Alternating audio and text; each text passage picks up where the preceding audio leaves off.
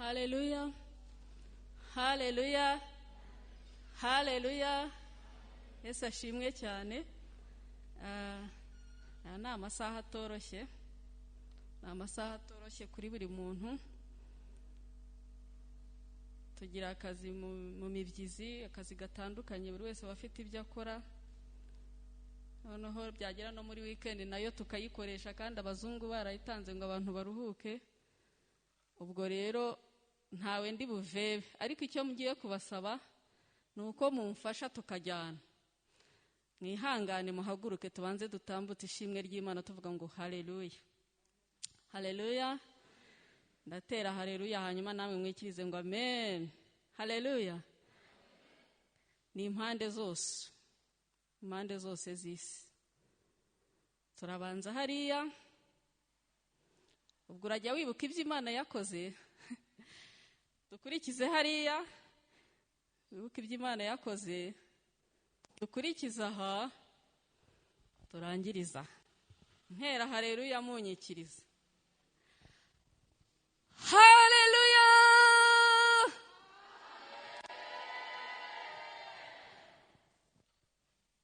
Haleluya.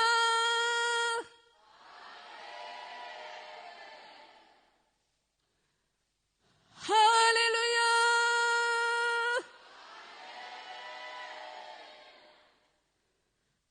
Haleluya. Akanyongeza. Na hariya naho na hano. Haleluya. Haleluya.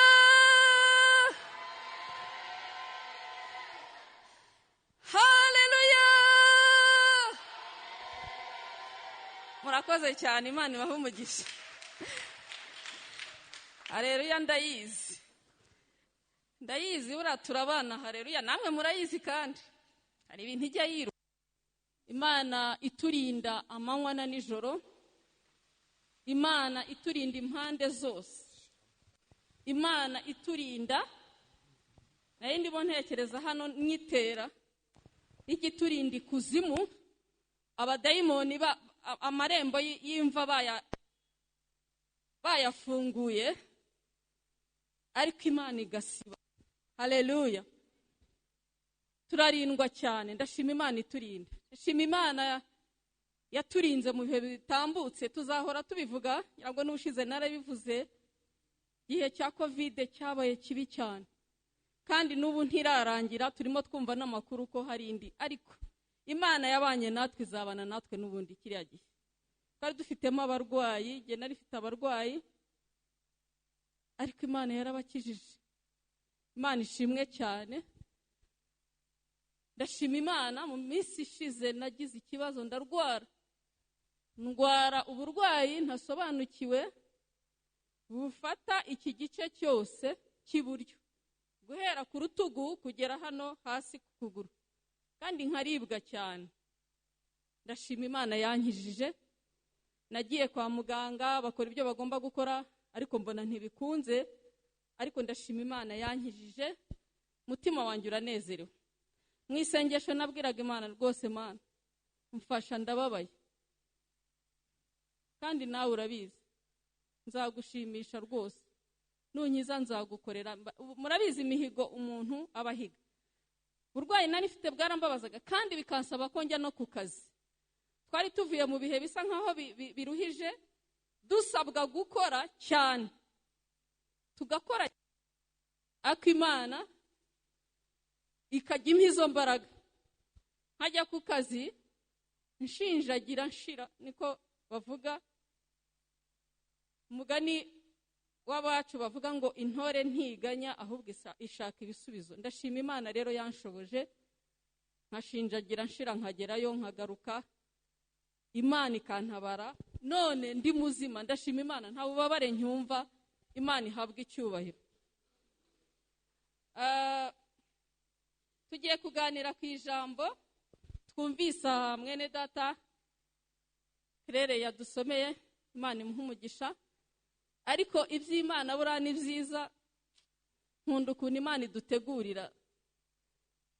Twatangiriye ku ndirimbo Salama yateguye n'iyindi ya kabiri nkajya numva birimo birahuza. n'ibyo nateguye, ndavuga nti buriya mwuka w'Imana ni igitangaza. Umutwe w'amagambo uravuga ngo mama na bene wabo wa Yesu. Mama na bene wabo wa Yesu. Bene wabo ni wa Yesu ni bande? Abo ni bande? Baba bene wabo ryari cyangwa gute? Baba bene wabo hehe? Waba mama wa Yesu ryari cyangwa ukaba mwene wabo wa Yesu ryari?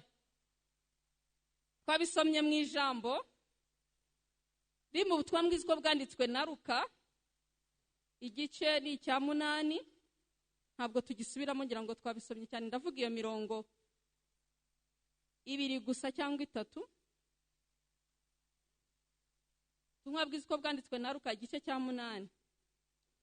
Ngo nuko nyina na bene se baza aho ari, ariko ntibabasha kumugeraho kuko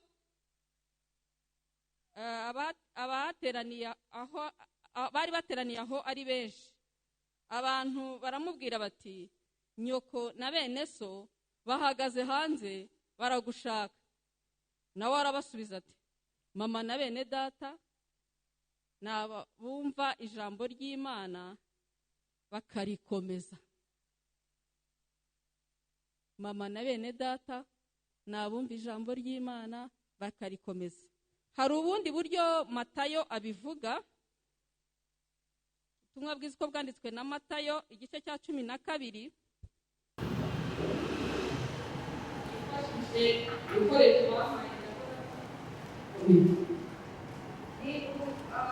Matayo, ubutumwa bwiza bwanditswe na Matayo, igice cya 12.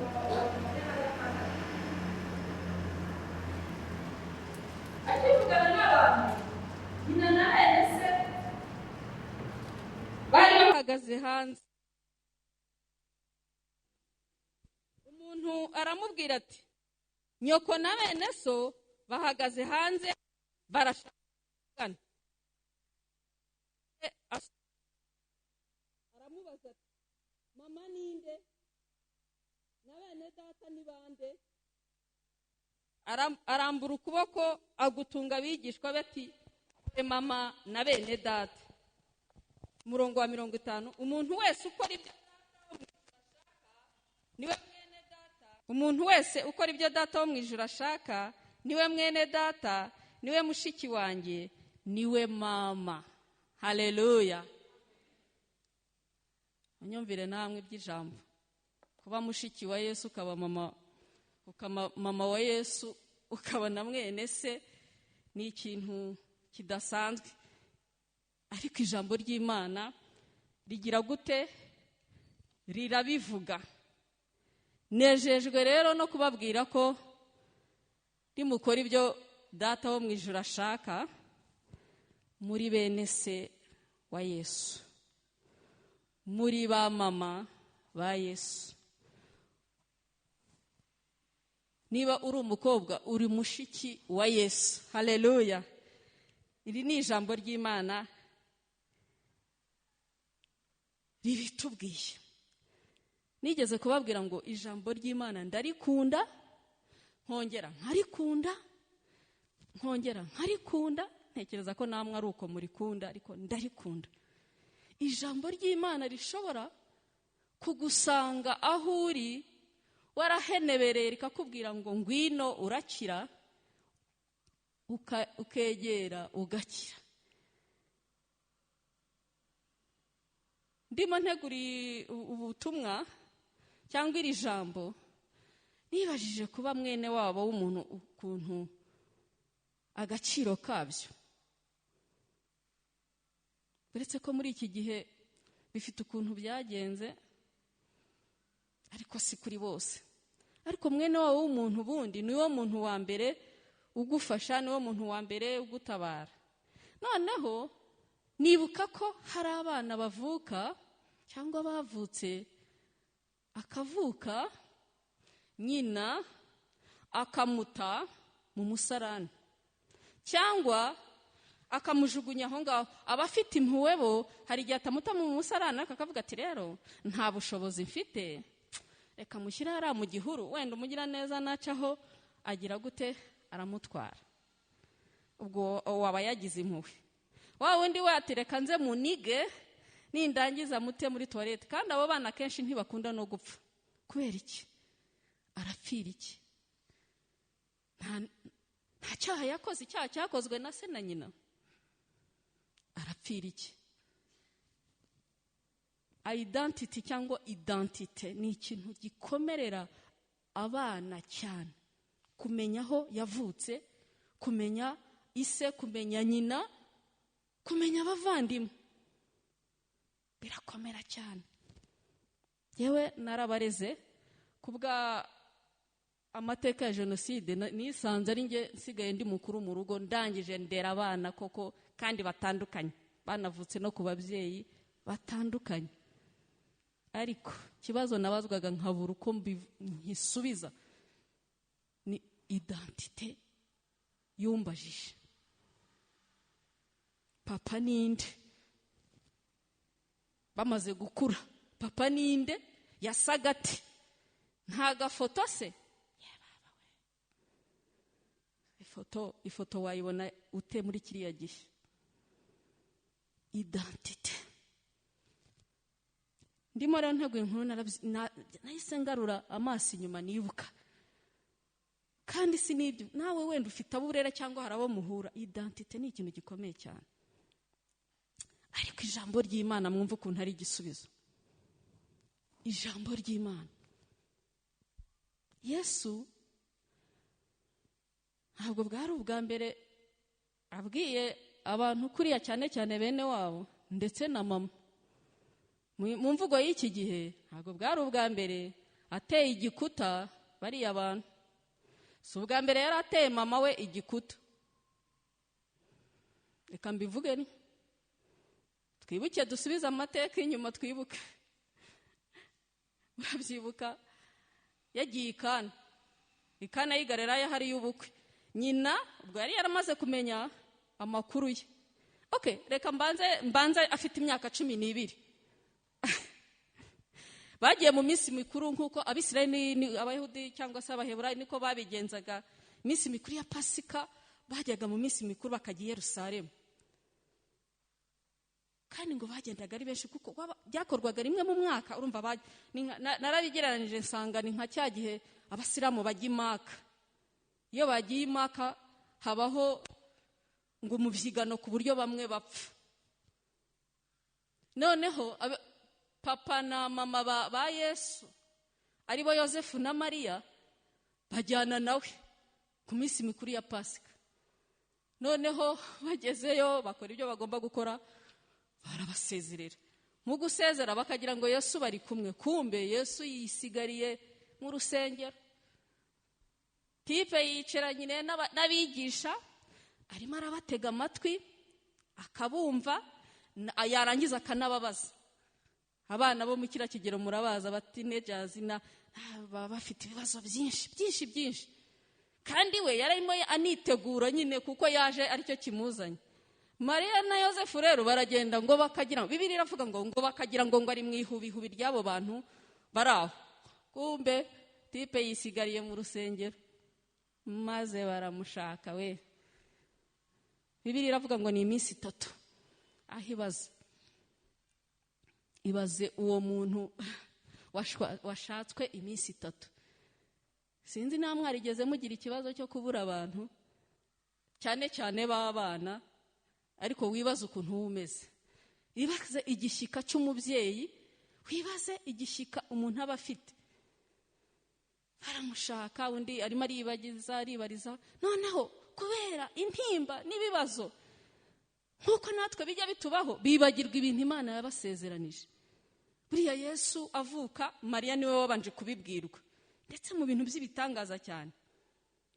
Aranabaza ati ariko se buriya ni gute se ko ntarabonana n'umugabo? Subwo marayika aramusobanurira ngo Mariya bibika mu mutima aricecekera. Hanyuma nyuma yaho bibagirwa ko akivuka Simiyoni yamuteruye akavuga ati Uwiteka asezerera umugaragu wawe.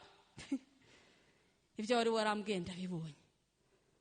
Ahanurira Mariya aramubwira ati bizagenda gutya na gutya, ati yazaba ikimenyetso cy'impaka, ati bamwe bazagwa abandi bazabyuka, ariko ashyiraho akantu kanyuma aravuga ngo ariko nawe mubyeyi inkota izagucumita mu mutima. Yosefu yari yarabwiwe ibya Yesu. Muribuka ko yashatse no kubenga Mariya rwihishwa nk'umukiranutsi.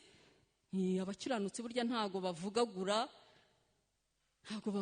ngo agende ngo murabizi ngo burya wa mukobwa nawe nashatse rero burya ngo nta kigenda, uzi ko ngo atwite. Ubundi umuntu wakunze niyo utabona mukunda ntago umusebye, ahubwo ujya kubwira Imana akaba ari ibasha kubigukemurira. Marayika rero amubonekera mu nzozi ati Yosefu, reka ibyo urimo bireke. Sanga Mariya umwana uzavuka, aramubwira byose. Yosefu sibwo asanze Mariya, uretse ko Bibiliya ivuga ngo ntibaryamana kugeza Yesu avuka. Ayo ni amasezerano bari barahawe, ariko ubwo bw'intimba n'amaganya bya bindi twahoze dusoma, murabyibuka muri imbuto zigwa ku kari zigwa mu nzira n'iki, amaganya n'imibabaro n'iki, bibagirwa ya masezerano, bibagirwa ko Yesu ataraza gusohoza ibyo yakoze. Urumva kumushaka, noneho bamugezeho nyina nibwo avuze ati wari wagiye he? Twagushatse igihe cyose duhagarika umutima. Arangije bya bikuta nahoze mvuga ati mwanshakiraga iki? Mwanshakiraga iki? Ntimuzi ko nkwiriye kuba mu nzu ya data?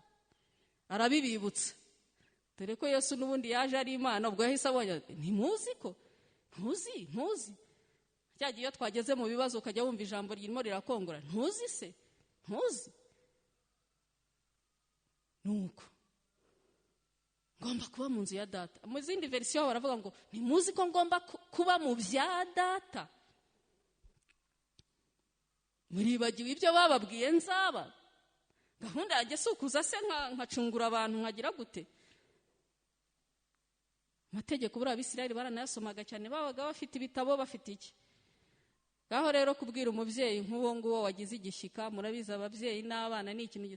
Najyaga mbona ukuntu mama kera iyo nabaga narwaye ntiyasinziraga, akabyuka agacana itara ukabona kandi jyewe yaba yarwaye ngira ngo nkabarizaho agapira kari ubundi cyangwa nkavumbuka nirukanka njya kwiga.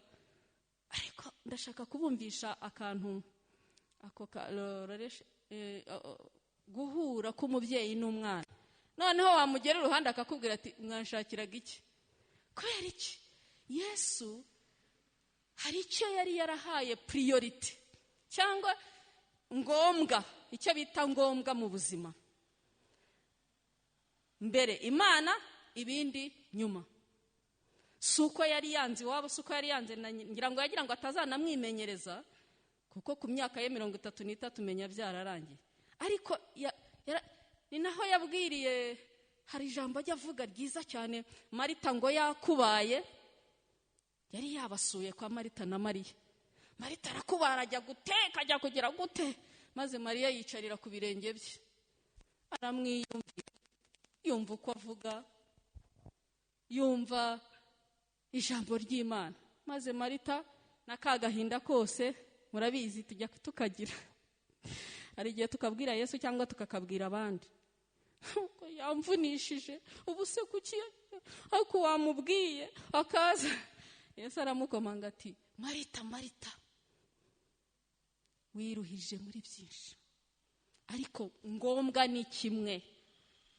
Uyu yahisemo umugabane mwiza.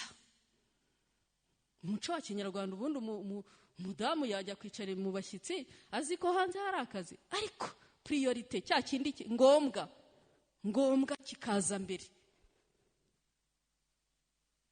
Yesu ntabwo yangaga keya, oya, kumugaburira se yabyanga, maze yemeye abamusigisha umusatsi, babamusigisha amavuta bakamuhanaguza umusatsi, ntimubyibuka? Ntabwo yari kwanga keya, ariko yagira ngo amubwire priority, ikibanza ni iki, ikibanza ni ikihe, igikurikira ni ikihe. Bene wabo wa Yesu birashoboka ko waba ufite ibyo navuze mbere, identity, kutamenya aho wavuye, kutamenya, ariko niba ukurikiza amategeko y'Imana nk'uko ijambo ry'Imana ryabitubwiye, uri mwene wabo wa Yesu. Ujye unicinya icyara, kuko niko ijambo ry'Imana rivuga. Ijambo rega risumba ibintu byose tuzi ku isi. Uri mwene wabo wa Yesu niba ukurikiza amategeko n'ibyo Imana igusaba. Niba uzi guca bugufi, wakosheje ukamenya uti Mana ndi umunyabyaha, mbabarira. Dawidi ndamukunda cyane, ntabwo yarazi guhunga Imana. Yabaga yakoze ibyaha akavuga ati nta handi ndagwa mu maboko ye tu anyiyicire. Yigeze gukora ikosa, ngira ngo nigeze kubibabwira hari, niba atari hano, niba ari ahandi simbizi, murambabarira. Abara abantu bitemewe kubara. Imana irarakara. Imana irakaye imutumaho. Yari afite umuhanuzi witwa Natani. Mutumaho ati hitamo, wambabaje, hitamo ibintu bitatu: kwicwa n'inkota, kwicwa na mugiga, cyangwa n'inzara. Dawidi kubera ko azi imbabazi z'Imana, aravuga ati nigwire mu biganza byawe Mana. Muri ibyo nta nicyo yahisemo muri bitatu, ariko kuko yari azi ko imbabazi z'Imana zihoraho iteka ryose, ati Mana nigwire mu mitamo inzara. Inzara n'ukuntu yica abaturage nabambagiriye nabe kabisa. Ninjye wakoze ikosa, none igihugu cyose kigiye kunyitirirwa. Mitamo mugiga se, mugiga yica nabi ngo imenye irusha na covid. Iyi nkota se yo, ati Mana nigwire mu biganza byawe, kubera kwa gutekereza za mbabazi. Abantu rero bakunda kwibaza ngo ahubwo Dawidi ko yakoraga ibyaha cyane kugira ni kwa gutekereza ko Imana nyine ari nyembabazi, akemera guca bugufi. Imana idufashe cyane. Wumva witeguye kuba mwene wabo wa Yesu? Ukumva ijambo ry'Imana ukarikurikiza, nta kintu na kimwe cyagukanga. Hari indirimbo umwarimu yajyaga twigisha twiga primaire yitwaga Augustin. Nge nize ku kigo cy'abakatolika. Sinzi niba hano hari abakatolike barimo cyangwa ababaye abakatolike wenda bagahindira kubw'impamvu zitandukanye. Yarayituririmbirishaga nkanayikunda cyane, ibitero byayo nkanabifata, ariko ubu nsigaje kimwe, urumva ni kera. Ivuga ngo nguteza amatwi Nyagasani, wantumye umwana wawe, wanyereka inzira nziza, ambwira ijambo rinkora ku mutima. Hahirwa bumva ijambo ry'Imana, bakarikomeza mu mitima yabo. Ubwo tugakomeza icyo gitero rero kirandyohera cyane, ngo hahirwa bumva ijambo ry'Imana bakarikomeza hehe mu mitima yabo. Haleluya! Twiteguye gukomeza ijambo ry'Imana mu mitima yacu. Dawidi yaravuze ngo nabikiye ijambo ryawe mu mutima wanjye kugira ngo ntagucumuraho. Iyo ufite ijambo biragoye gucumura. Iyo ufite ijambo ry'Imana muri wowe biragoye gucumura. Niyo ucumuye wibuka ko hari icyo wakoze ukihana. Mwene se wa Yesu, mama wa Yesu. Hano hari abamama wenda benda gukuramo gatoya, ibaze kuba mama wa Yesu. Mama Jackie, kuba mama wa Yesu. kandi ndabizi ufite ubuhamya. Wateye agakorasi mpita mbyibuka iby'Imana yakoze ejo bundi. Haleluya. Mama wa Yesu, mwene se wa Yesu, wa wundi ugutabara abandi bagiye. Njya nibuka atabara impumyi muri Yohana igice cya ubutumwa bw'isiko bwanditswe na Yohana igice cya 9. Umuntu yavutse ari impumyi, Yesu amusanga ahantu ku isabato aramukiza. Amukijije havuka impaka ngo uriya ni wa wundi wari impumyi cyangwa si we. Bati ntabwo ari we, yaba se yahumutse gute? Muramba barangira ngo basigaye bavuga ngo aba bana n'ubumuga bwo kutabona, mumbabarire biba byancitse. Ariko Bibiliya yo turayivuga uko imeze. Noneho bajya impaka pe akotekereza, wagiriwe neza. Uretse ko mu bantu niko duteye nyine ntiwabura kwibaza buse wenda n'urugero mpagaza ha mwajya ko umuntu kabona mbaye umugabo ubwanwa buraje, ibya byose mwagira ikibazo mwagira ikibazo mukibaza. Barangije bajya impaka cyane, noneho bageraho naho bamwibariza. Bati niwe wari impumyi? Ati ni jyewe. Wakize utese? Ati umuntu yaje atoba kondo ashyira ku maso ndahumuka. Ninde se? Tisimbizi. Icyakora ni umuhanuzi. Urumva ndimo ndabicamo kubera iminota tuba dufite. Bati reka tujye ku babyeyi. Babanje kubatambye. Abatambye bageze ati koko wase uwo muntu yaba ari umuntu w'Imana akakora ikintu ku isabato? Burya amategeko n'imihango bijya bitubata bagasanga twaraboshywe. Ntabwo ari we. Tishima Imana. Ariko se muragira ngo ngewe nari impumyi none ndabona. Ikindi kibazo ni iki? Ngo se wavukiye mu byaha ngo no ugiye kutubwiriza? Ya societe yitangira kukubwira ngo wowe utagira so utagira nyoko utagira n'amazina menshi, ikinyendaro, ibiki byinshi. Societe nyine tubamo. Wewe wavukiye mu byaha. Bajya ku babyeyi, ababyeyi be ngo kubera gutinya Farisayo rwose cyo tuzi ngo mwana yari impumyi, ariko ntituzi igituma arora. Ni mumwibarize. Haleluya. Iyo wahuye na Yesu undi ni nawe babaza, kuko niwe umenya gusobanura, niwe umenya gusobanura uko mwahuye. Haleluya. Haleluya. Kugendana na Yesu ni ibanga rikomeye. Aho nkundira Yesu rero, wa muntu kubera zampaka n'ibiki bamujugunya hanze. Amujugunye hanze. Yesu ni umuntu nkunda cyane, kandi ndabizi namwe muramukunda. Kara kantu karanezeza.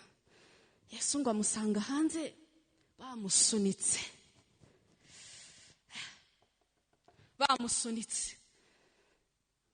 Birashoboka ko hari ibijya bigusunika.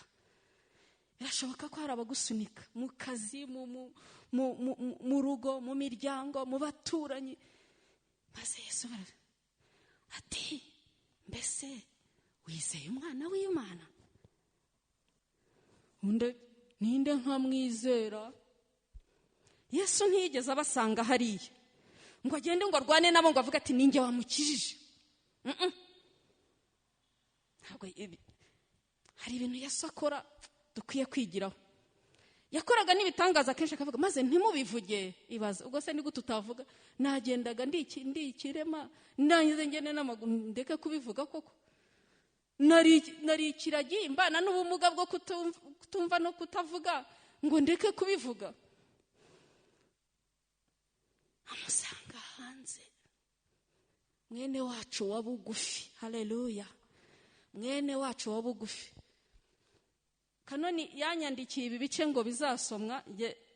Ndavuga nti nta kibazo, ubwo ubundi itorero ridusaba ko tuvuga ku byavuzwe mu bice byasomwe cyangwa byateguwe.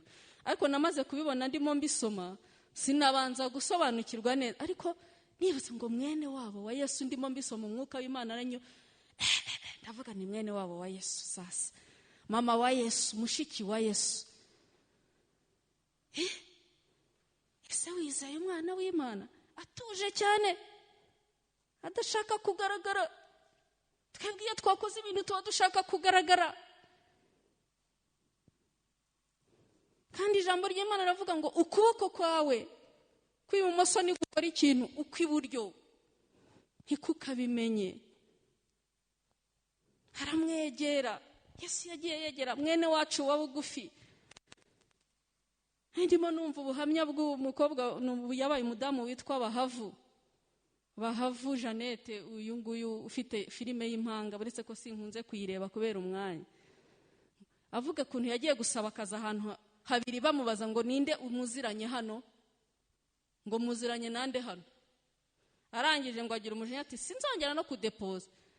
Kumbe burya yari inzira y'Imana. Hari igihe umuntu akukora ibintu wenda ukibwira ngo yakugiriye nabi kandi ari inzira z'Imana.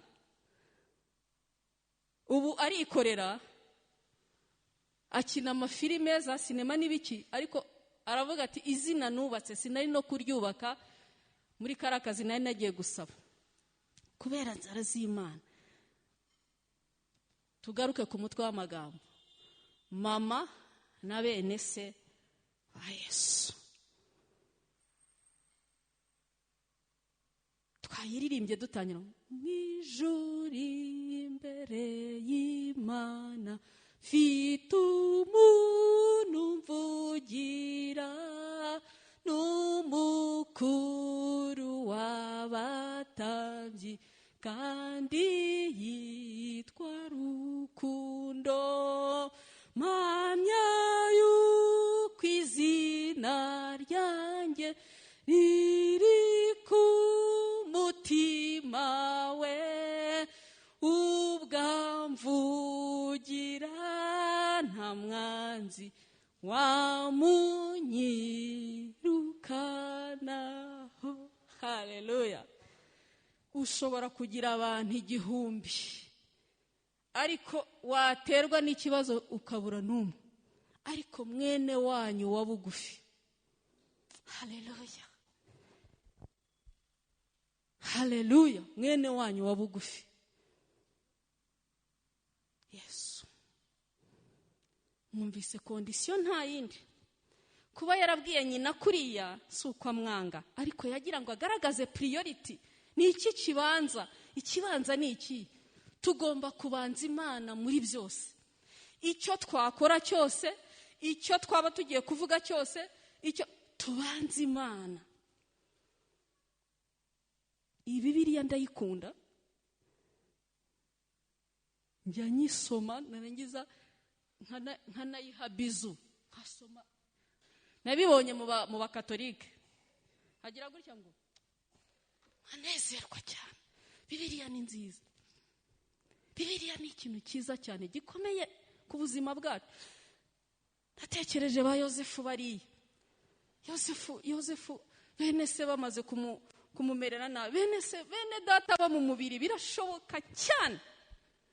Bene wacu wo mu mubiri birashoboka cyane kuguta. Yari yarababwiye inzozi baravuga bati ni karosi bizagenda gute. Arangije kuko Imana imufite ijambo, icyabaye niki. Haleluya. Bajya impaka bananirwa kumwica. Arangije bamuta mu rwobo. Wari mukuru muri bo agira kagatima k'abantu bakuru. Buriya bakuru ni abakuru nyine, tujye twubaha abakuru. Abadushumbye abatuyoboye. Atanga igitekerezo. Reka tumureke. Ni nako dukwiriye kubaho natwe. Burya mureke ntitugafata imyanzuro tutabanje gutanga umwanya wo gutanga ibitekerezo. Kuko ushobora gufata umwanzuro mu mujinya ugakora degambi cyane. Ati mwaretse tukabigenza gutya. Tujye dutanga ibitekerezo, tumwumve ibitekerezo bya bagenzi bacu. Nuko Yosefu bamujugunyemo, muribuka ko bagezeho bakanamugurisha ni gare ngo niba rya Ishimayeli intuza yajyaga Egiputa. Barangije wumve ibyaha bajya kubeshya se ngo yishwe n'inyamaswa y'inkazi.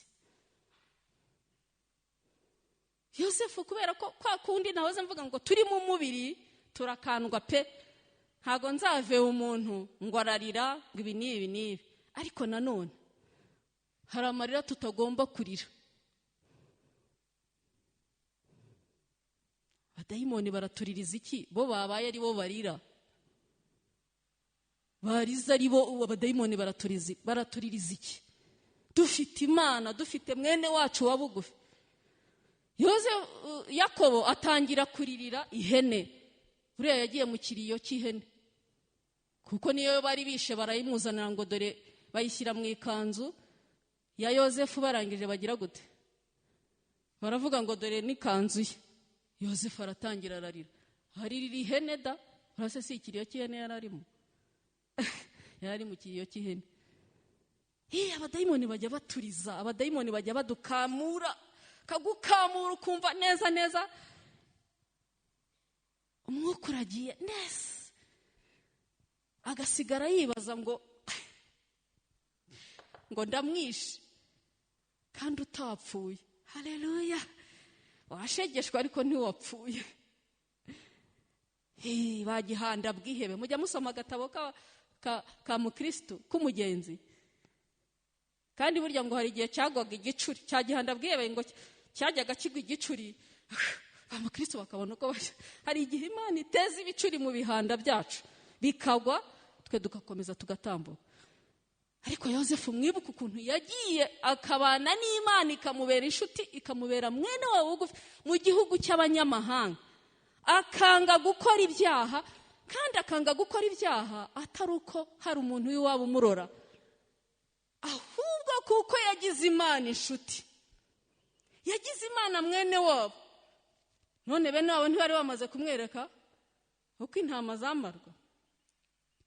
Bari bamurangije da. Birashoboka ko nawe mu ntambaro ufite bene wanyu. Ibyabo umwami ngo yahaye amata ngo aribo bamwimye amatwi, siko bavuga mu Kinyarwanda. Yosefu agira inshuti. Muka Potifari ati ndashaka ko turyama. Undi ati reka da, mu byo bampaye usibye wowe, kandi ikindi natinyuka ne gucumura ku Imana yanjye. Mwene wabo wa Yesu, mama wa Yesu, ntajya atinyuka gukora icyaha naho baba batamurora. Afite ijambo yabikiye mu mutima we kugira ngo adacumura. Twihuse rero, reka turebe ari naho dusoreza ibindi byatuma uba mwene wabo wa Yesu, ku buryo yakubona guhamiriza imbere y'Imana n'abamarayika. Kuko hari igihe kizagera Yesu aduhamiriza. Yaranabitubwiye, atubasha kumpamya nanjye nzamuhamiriza. Kandi guhamya ntabwo ari ukuza hano ngo mvuge ngo Yesu yankijije ibi. Oya da, guhamya ni uguhamya n'aho dutuye, guhamya mu kazi dukora, guhamya muri bya biraka byacu. Ni ibiki byagufasha kuba mwene wabo wa Yesu? Ya bindi yahoze avuga ngo umuntu wumvijwe ijambo ryanjye akarikurikiza. Icyambere ni ijambo ry'Imana, ni ugusabana n'Imana. Buriya iyo dusaba, iyo dusenga, bundi gusenga abantu bazi ko ari ugusaba, ariko gusenga birimo ibice byinshi. Harimo kwatura, harimo gushima Imana no kuyiramya, harimo no gusaba, twereka Imana ibyifuzo byacu. Hakabamo no gusoma ijambo ry'Imana. Mu busabane bwacu n'Imana rero, iyo turimo dusenga, dore ko ari nabyo benshi dukora, buriya ntabwo ntituba twujuje gusenga, ariko ikibazo kiragukubita uti sha kanjye kanyarira nkwereke, niko Yesu ko wansezeranije. Habe no kwibuka utekereza uti data wa twese uri mu ijuru, nibura ngo ubanze uyiramye, kubera nyine bya bintu byinshi cyane bituriho. Wansezeranije imyaka ibaye 10, ibaye 20, ubu koko Yesu wangenje ute? Abasanga butaka bo baravuze ngo uko yangenje kuramaze. barabihinduye bo barimbaga indi ariko umwe arayihindura mu mwuka ngo ariko Yesu wangenje ute ayiye Yesu we uko yangenje kuramaze yewe Yesu we uko yakugenje kose kuramaze. Nta kigeragezo gishobora kuza ku muntu. Imana ntishobora kuguha ikigeragezo utabasha kwihanganira. Ntibishoboka. Icyo mukimenye. Nutakihanganira uramera nka za mbuto bahoze batubwira zatewe ku kara no mu nzira na he. Ariko niba wemera kwakira iryo jambo ry'Imana biragwa mu murima mwiza utangire wera imbuto. Bibiliya yatubwiye ngo bakera imbuto bihanganye. Gushinjagira ushira nyine. Wakandagira umusimari ukagenda. Umusimari ushinze gutya bijya bibaho da kwizera.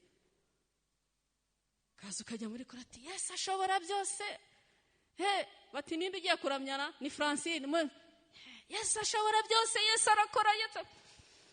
Ukajya wumva ikindi kintu cyo Yesu niba ashobora byose biriya ko atabikoze.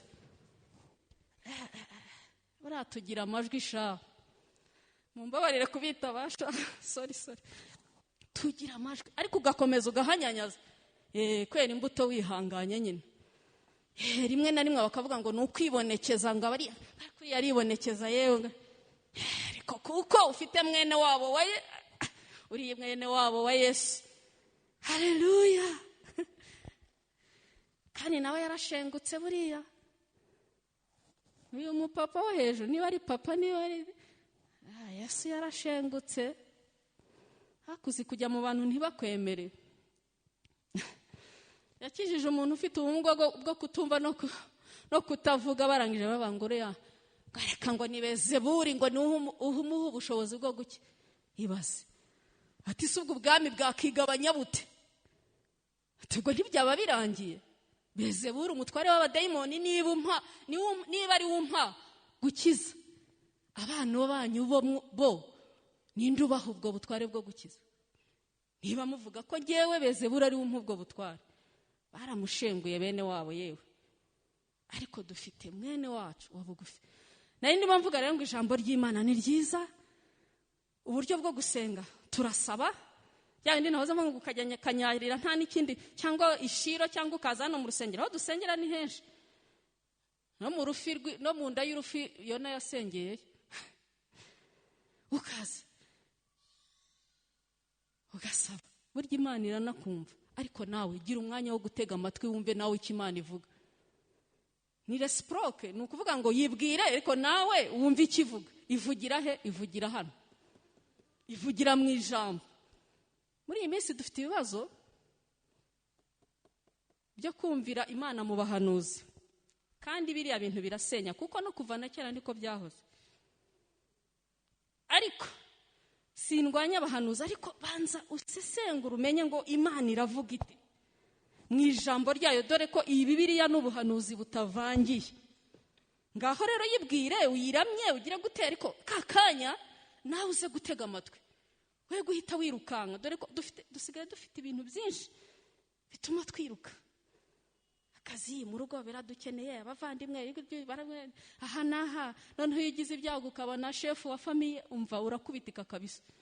Noneho ugasanga nta na kimwe wakoze kizima.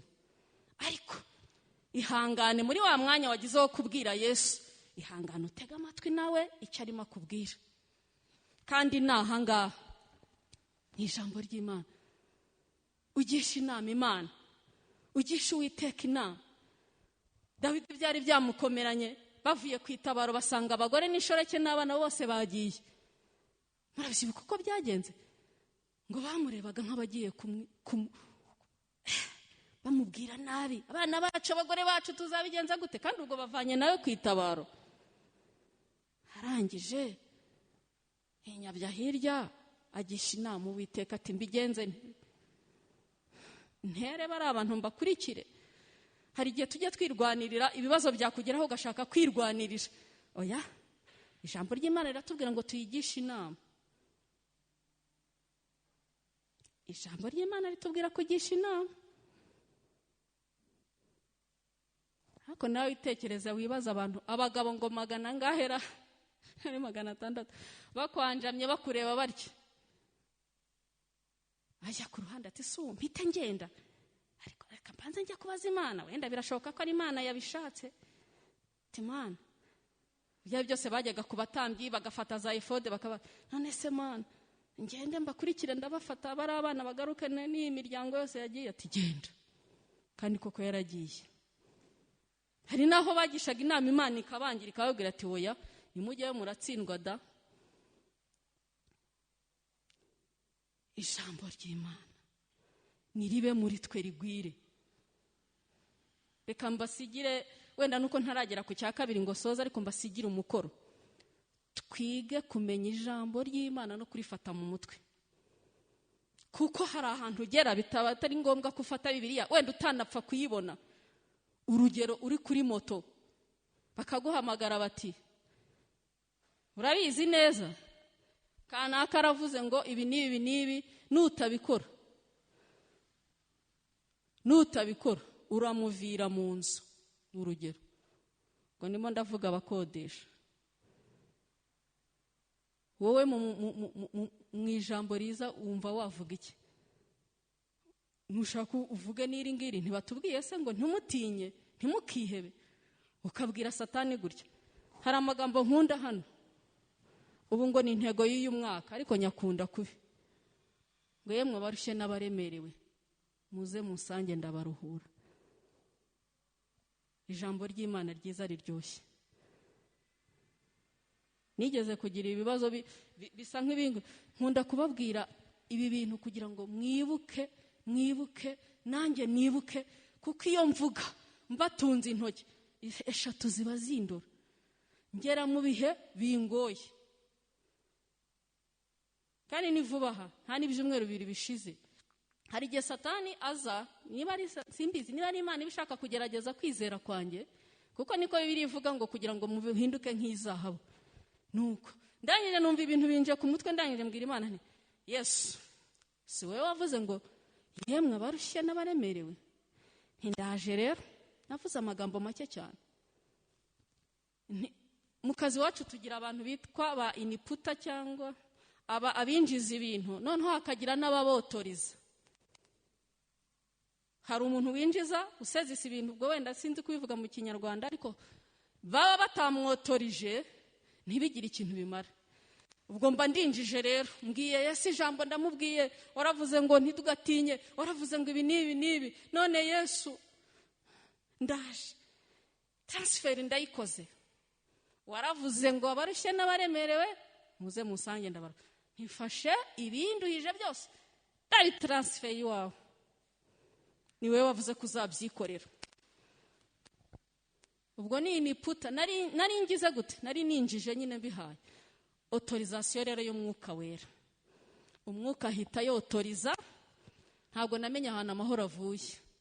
Bivuge ngo nukubera ijambo. Reka rero dufate devoir, dufate umukoro, dufate homework, twige Bibiliya ku buryo tujya tunayigendana tukayifata mu mutwe. Nugera mu kibazo uvuga kuko Imana yakunze abari mu isi cyane byatumye itanga umwana wayo w'ikinege kugira ngo umwizera wese atarimbuka ahubwo ahabwe ubugingo buhoraho. Ibintu bibiri Imana yaratanze,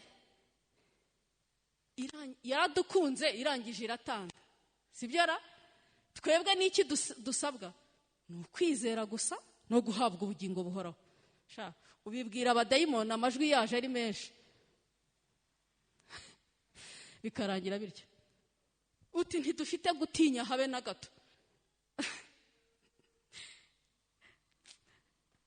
Ene wabo wa Yesu ajya twongorera icyo azadusanga. Ubwe ngo azabyikorera. Akaririmbo kajya kiriba kwaya iriba ngo ubwe azabyikorera ntacyatuma izina rye ritugwa, kandi icyubahiro cye ntazagiha undi. Haleluya. Imana idushoboze. Ikindi cya kabiri kuri iryo jambo twige kuramya. Twige kuramya aho uri hose twige kuramya, kuko bituma dutsinda Satani. Twige gusubiza Satani ngo handitswe ngo, handitswe ngo, handitswe ngo, uramye Uwiteka, handitswe ngo, handitswe ngo. Icyanyuma rero nsoza ni ukwizera. Niba ushaka kuba mwene wabo wa Yesu, gira kwizera. Kwizera, twizera ibitaboneka.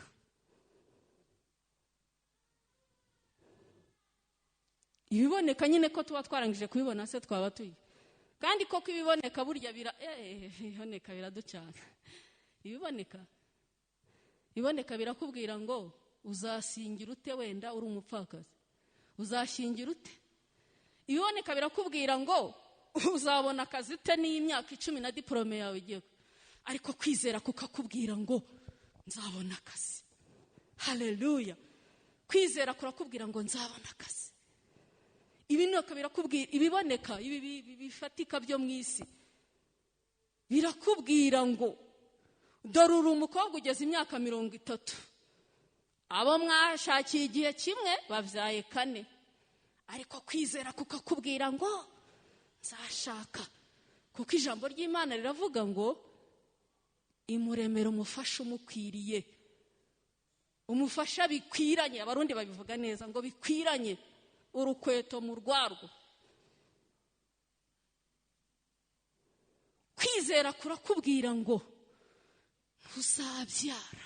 Bambe ibiboneka birakubwira ngo ntuzabyara, ariko kwizera kukakubwira ngo uzabyara. Niyo waba ufite imyaka 90. Haleluya, haleluya. Nuko tugomba kugenda nk'abantu kugira ngo tube babandi inshuti za Yesu, bene wabo wa Yesu. Tugume mu mwanya tugomba kubamo, kandi nimuhumure. Yesu yaravuze ngo nimuhumure nanesheje isi. Urugamba turwana ntabwo ari urwacu, ni urw'Imana. Imana rero idushoboze ibyo ibiboneka bikubwira, wowe bitsindishe kwizera icyo bivuga. Nukumenya rwose udashidikanya ko haleluya ibitaboneka. Reka dusenge Imana dusoza. Kansaba umushumba ubundi wadusengeye aze asengera imitima yacu. Ariko nabahaye umukoro mw'abantu mwe, twige kumenya Bibiliya mu mutwe, aho tuzajya duhura n'ikibazo icyo ari cyo cyose, cyangwa duhuye n'ibyishimo ibyo ari byo byose, twibuke rya jambo maze dutsinde Satani nawe azaduhunga. Karibu pasteur.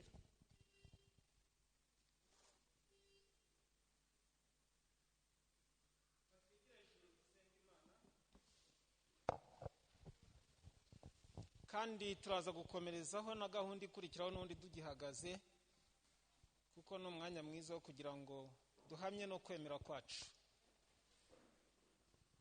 Tubwiwe ijambo rikomeye cyane, kandi buri wese muri aya magambo yumvise mu ijambo rye. Reka twisabire kandi wese yisabire kugira ngo tube abavandimwe, mbe umuvandimwe, mbe murumuna, mbe mushiki, mbe umubyeyi wa Yesu. Amen. Mana Data, tugushimiye ijambo ryawe ryumvikane mu matwi yacu muri aka kanya. Ijambo ucishije mu magambo y'umuja wawe, aha twibukije abavandimwe b'abaribo, aha twibukije ababyeyi b'abaribo. Data, umuririmbyi ati ndashaka gusa nawe Yesu umucunguzi, nyamara sinsa nawe. Ndashaka gusa nawe by'ukuri, kandi agatanga ingero z'uko wari umeze, akifuza kugira ngo amere nk'uko wari umeze. Natwe muri aka kanya Data turabyisabiye. Buri wese ku ruhande rwe yumvise icyo akwiriye gukora kugira ngo abe umuvandimwe wawe, yumvise icyo akwiriye gukora kugira ngo ase nawe, yumvise icyo akwiriye gukora kugira ngo agire relationship nawe, kugira ngo Data umukubonyemo yo kubona ko ari umubyeyi w'umwana runaka, ahumve ko ari umubyeyi ufite muri we ububyeyi ndetse bwo kubera abamubona n'abamwumva urugero rwiza, dufite ababyeyi babyaye ku buryo bw'umubiri, hari abatubyaye, hari ababyaye abo turi kumwe. Data, turashaka kugira ngo natwe tube ababyeyi bagaragara mu ishusho yawe, atari kugaragara ko ari ababyeyi bo ku mubiri, ahubwo ari ababyeyi bagaragaza ishusho yawe mu byo dukora, mu byo tuvuga, aho tugenda hose. Abatubonye batubonemo ababyeyi b'intangarugero, abatubonye batubonemo abavandimwe, batubonemo inshuti, kandi za nshuti nziza, za nshuti zerekana ishusho yawe muri byose, kugira ngo Data mu gihe gikwiriye tuzagere iwe tuzanye iminyago kandi duhesheje izina ryawe icyubahiro. Uduhe Data kumva ijambo ryawe no kurikomeza, kandi rishinge imizi mu mitima yacu, ryera imbuto nk'uko ijambo ryawe ryabitubwiye, kandi ryera imbuto buri wese azisoromeho, buri wese aryoherwe nazo, maze uko bukeye uko bwije abatubonye barushaho gushima no guhimbaza. Utwambike imbaraga, utwambike ubwenge n'ubushishozi, kandi uduhindurire amateka kugira ngo Data duhindure iyi si ibe nziza, kandi iyi si irushaho guhesha izina ryawe icyubahiro ku bwa Yesu Kristo umwami wacu, amen. Kandi tugihagaze